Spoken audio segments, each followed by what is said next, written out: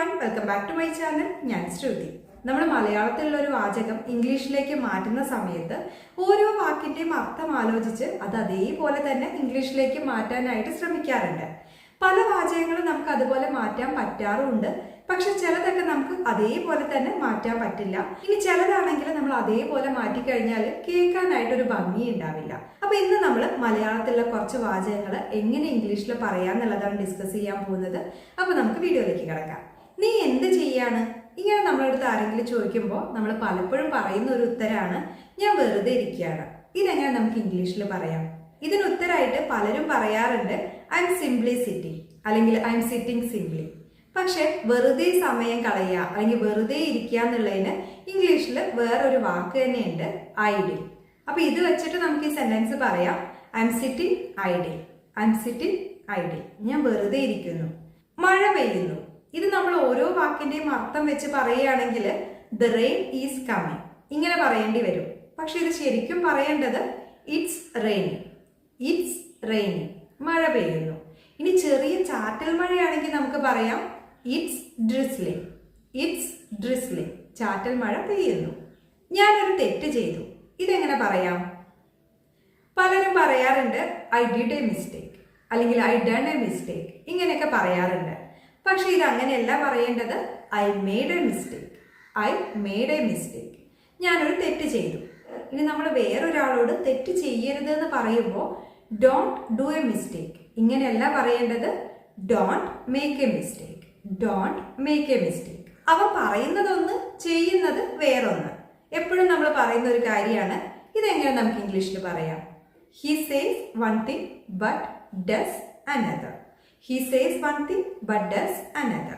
He says one thing എന്ന് വെച്ചാൽ അവനൊരു കാര്യം പറയുന്നു, ബട്ട് ഡസ് അനദർ, പക്ഷെ മറ്റൊന്ന് ചെയ്യുന്നു. അതുപോലെ തന്നെ നമ്മൾ പറയാറുണ്ട് അവന്റെ വാക്കും പ്രവൃത്തിയും ഒരേപോലെയല്ല അല്ലെങ്കിൽ അവന്റെ വാക്കും പ്രവൃത്തിയും തമ്മിൽ ഒരു ബന്ധമില്ല എന്ന് പറയാറുണ്ട്.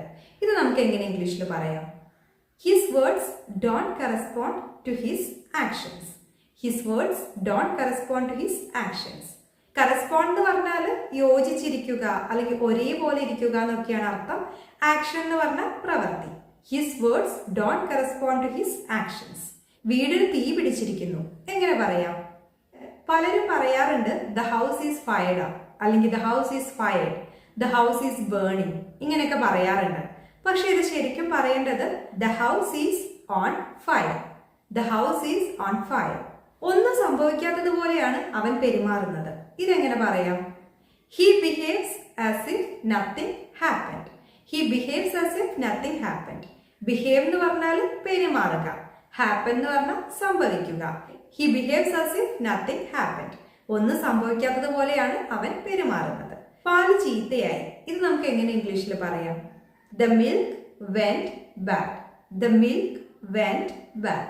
പാല് ചീത്തയായി. ഇവിടെ നമ്മൾ കഴിഞ്ഞ കാര്യമാണ് പറഞ്ഞത്, അതായത് പാല് ചീത്തയായി എന്നാണ് പറഞ്ഞത്. അതുകൊണ്ടാണ് വെന്റ് ബാഡ് എന്ന് പറഞ്ഞത്. ചീത്തയാവുക എന്നുള്ള അർത്ഥത്തിൽ ഉപയോഗിച്ചിട്ടുള്ളത് ഗോ ബാഡ്.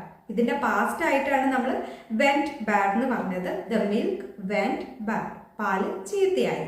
ഇനി വരാൻ പോകുന്ന കാര്യം അല്ലെങ്കിൽ പാല് ചീത്തയാകുന്നാണ് പറയേണ്ടതെങ്കിൽ എങ്ങനെ പറയാം?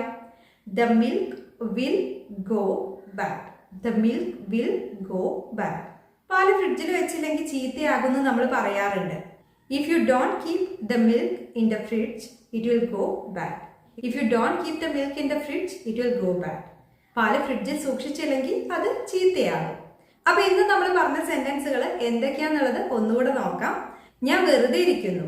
I am sitting idle. മഴ പെയ്യുന്നു. It's raining. ചാറ്റൽ മഴ പെയ്യുന്നു. It's drizzling. ഞാനൊരു തെറ്റ് ചെയ്തു. I made a mistake. അവൻ പറയുന്നതൊന്ന് ചെയ്യുന്നത് വേറൊന്ന്. He says one thing but does another. അവന്റെ വാക്കും പ്രവൃത്തിയും ഒരേപോലെയല്ല. His words don't correspond to his actions. വീടിന് തീ പിടിച്ചിരിക്കുന്നു. The house is on fire. ഒന്നും സംഭവിക്കാത്തതുപോലെയാണ് അവൻ പെരുമാറുന്നത്. He behaves as if nothing happened. പാല് ചീത്തയായി. The milk went bad. അപ്പൊ ഇത്രയുള്ള ഇന്നത്തെ വീഡിയോ ഇഷ്ടപ്പെട്ടെങ്കിൽ ഇഷ്ടപ്പെട്ടെങ്കിൽ ലൈക്ക് ചെയ്യുക. അടുത്ത വീഡിയോയിൽ ഇതുപോലെ ഏതെങ്കിലും മലയാളം വാചകത്തിന്റെ അർത്ഥം പറയണമെന്നുണ്ടെങ്കിൽ അത് നിങ്ങൾ താഴെ കമന്റ് ചെയ്യൂ. അതുപോലെ തന്നെ ഈ പറഞ്ഞ കാര്യങ്ങളൊക്കെ ഇതല്ലാതെ വേറെ രീതിയിലും നമുക്ക് പറയാൻ പറ്റും. അങ്ങനെ വേറെ ഏതെങ്കിലും രീതിയിൽ അത് പറയാമെന്ന് നിങ്ങൾക്ക് തോന്നുന്നുണ്ടെങ്കിൽ അതും കൂടെ താഴെ കമന്റ് ചെയ്യുക. വീഡിയോ ഇഷ്ടപ്പെട്ടെങ്കിൽ ഷെയർ ചെയ്യാനും സബ്സ്ക്രൈബ് ചെയ്യാനും മറക്കരുത്. അപ്പോൾ ഇതുപോലെ പുതിയൊരു വീഡിയോ ആയിട്ട് വീണ്ടും വരാം. അതുവരെ ബൈ.